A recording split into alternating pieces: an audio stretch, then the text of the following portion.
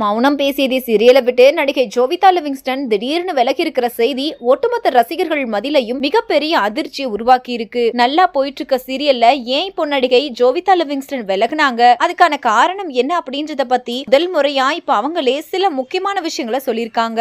அத பத்தி தான் நம்ம இப்ப இந்த வீடியோல தெளிவா பார்க்கலாம். இந்த வீடியோவை ஃபுல்லா ஸ்கிப் பண்ணாம பாருங்க. பூவே உனக்காக சீரியல்ல செகண்ட் ஹீரோயினா அறிமுகமாகி அதுல நல்லா பெர்ஃபார்ம் பண்ணனால இப்போ பல சீரியல்ல ஹீரோயினா நடிச்சிட்டு இருக்காங்க. அதுக்கப்புறமா இப்போ ஜீ தமிழ்ல மௌனம் பேசியது சீரியல்ல துளசி அப்படின்ற கேரக்டர்ல ஹீரோயினா நடிச்சிட்டு வந்துட்டு இருக்காங்க.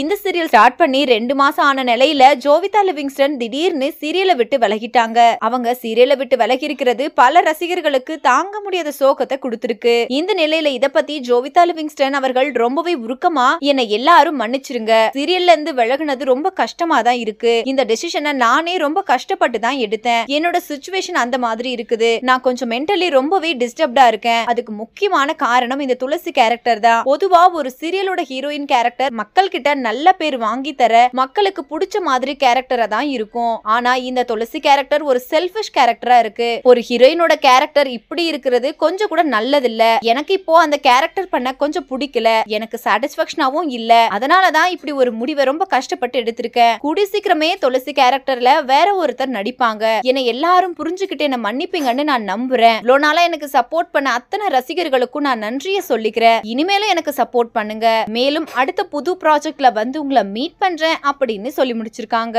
இந்த வீடியோவை பார்த்துட்டு இருக்கிற நீங்க ஜோவிதா லிவிங்ஸ்டன் அவர்கள் சொல்லியிருக்கிற இந்த விஷயத்தை பத்தி நீங்க என்ன நினைக்கிறீங்க அப்படின்னு கீழே உள்ள கமெண்ட் செக்ஷன்ல கமெண்ட் பண்ணுங்க. மேலும் இது போன்ற இன்ட்ரெஸ்டிங்கான அப்டேட்ஸ் தெரிஞ்சுக்கொள்ள நம்ம சேனலை மறக்காம சப்ஸ்கிரைப் பண்ணிக்கோங்க.